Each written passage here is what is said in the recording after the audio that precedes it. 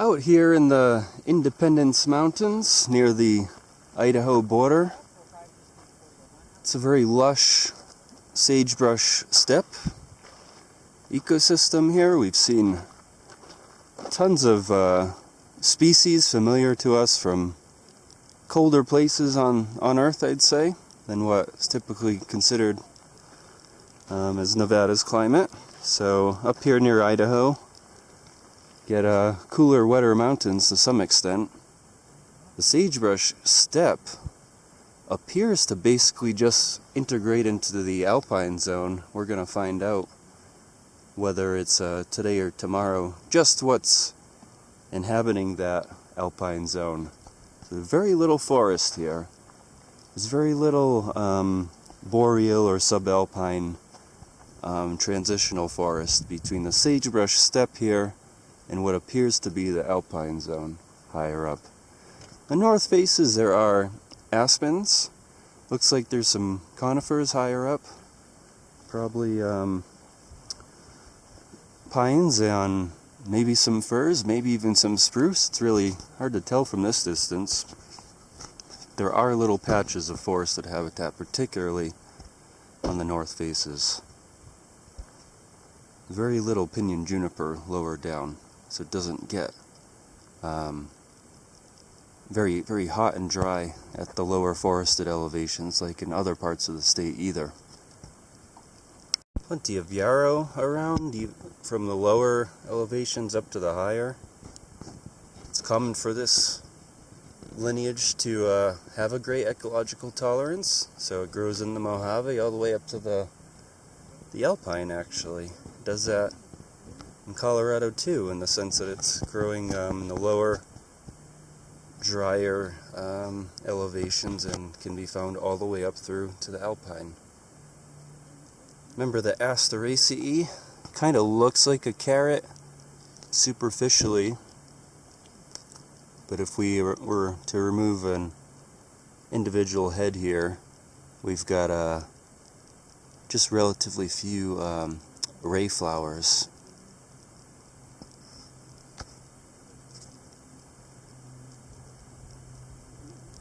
And then relatively few disc flowers too. Nice normal lush year here in the far north. Unlike that last Snake Range trip, it's penstemons everywhere,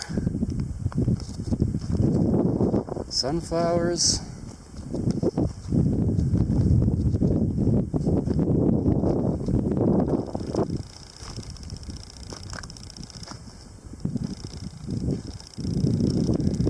Nice big bright patch of sedum right here. It's beautiful. Flourishing pollinator life. Buckwheats, lots and lots of buckwheats. Lots of aeromogenes, caryophytes, carnations. All along those cliffs there. Some snow piles at the sagebrush steppe zone still. Goodness, you won't find that further south this year anymore. Those sagebrush steppes are long dried out. But up here, looking into Idaho, it's quite a different story than the Central Ranges, or even the Rubies. They looked pretty dry this year, driving up here. Carnation galore. Buckwheat galore.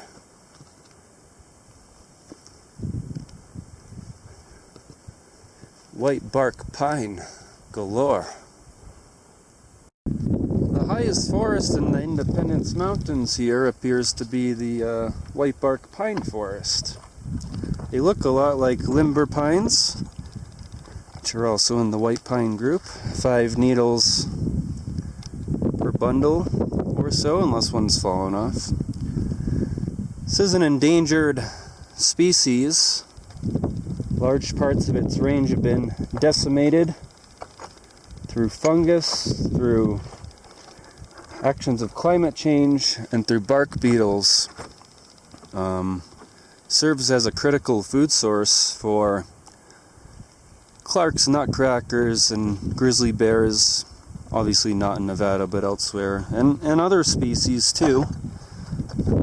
So if this species goes away based on current projections, there's a lot of other things we can lose. Partly distinguished from limber pines by the size and hue of these female cones here, which are stouter and darker in this species than in limber pine. Quite pitch rich as well. But yeah, whitebark pine is forming the Krumholtz and the subalpine forest here on the Idaho border. This is how lichen work in Nevada goes. Crude. Most of the lichen diversity here, of course, is crustose stuff inhabiting rocks. This is not a video to take. This is the worst possible. There's no technique. I refuse to be associated with quartzite fucking rock collecting. Kill it! May not be much of an alpine community to speak of here at all. I was mistaken. There's a forest on top of the high point ahead. Didn't look forested from below in the valley there in the evening yesterday. And based on the snow that was still being retained on the slopes, I assumed it was alpine up there. You know what they say when you assume. Basically, this year's season finale for Nevada fieldwork. It's the end of my field season.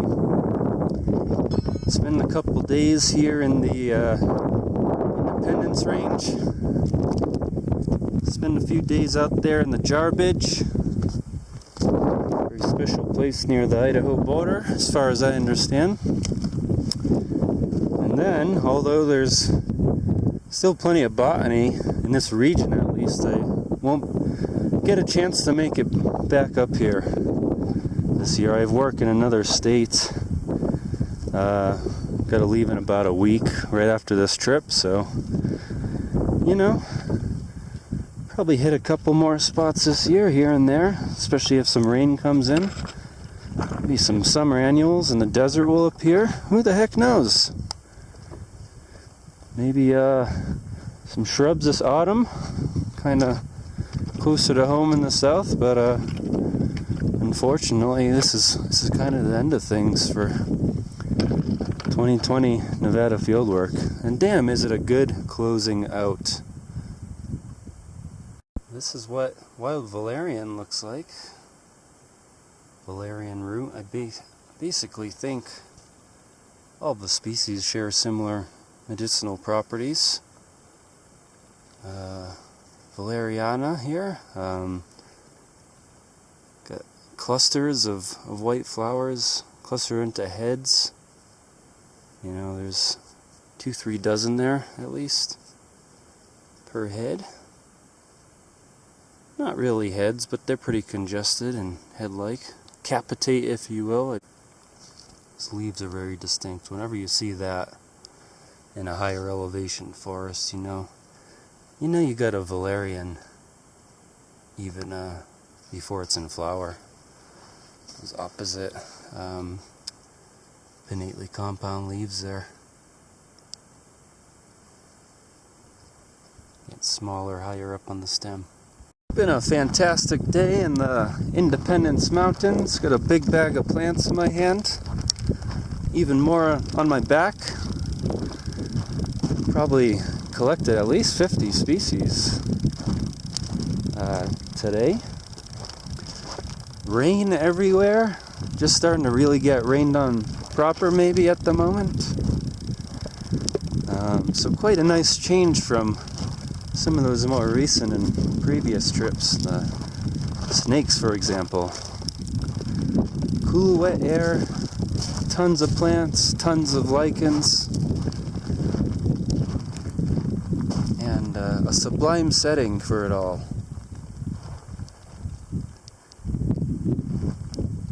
Here in the northern Independence Mountains now. Wide open, mostly unpeopled terrain this far north. Idaho can't be more than 5 or 10 miles from here. Some of those storms are certainly shedding precip into Idaho at the moment.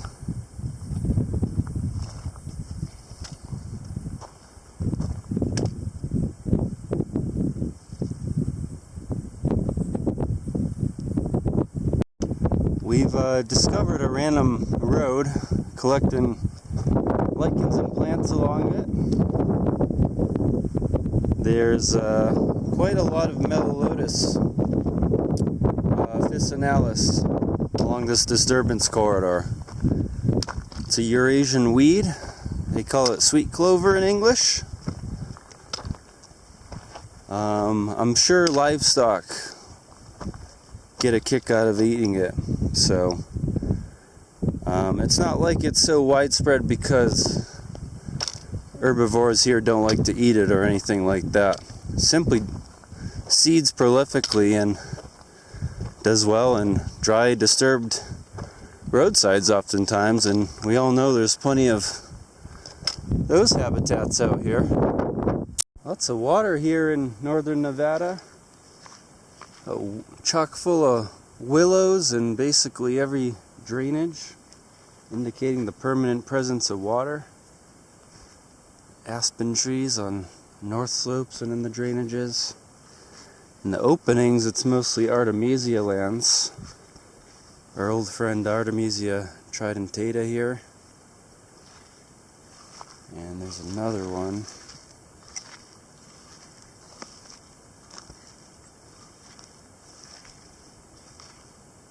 Artemisia ludoviciana.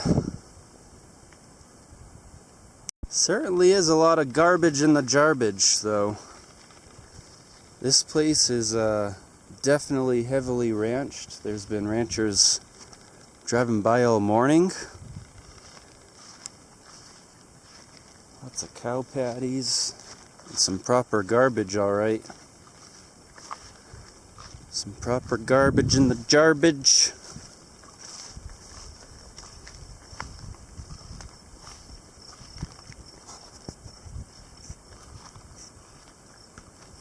More garbage in the Jarbidge. Just hideous. Trashy people. Trashy people.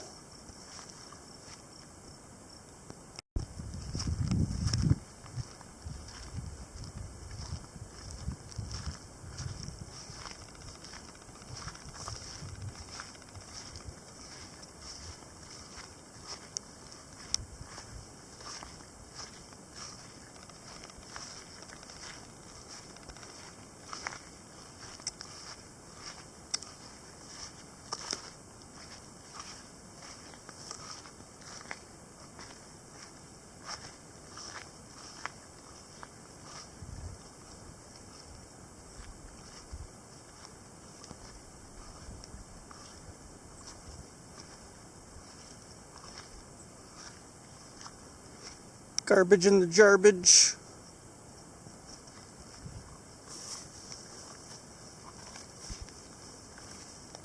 Garbage in the Jarbidge.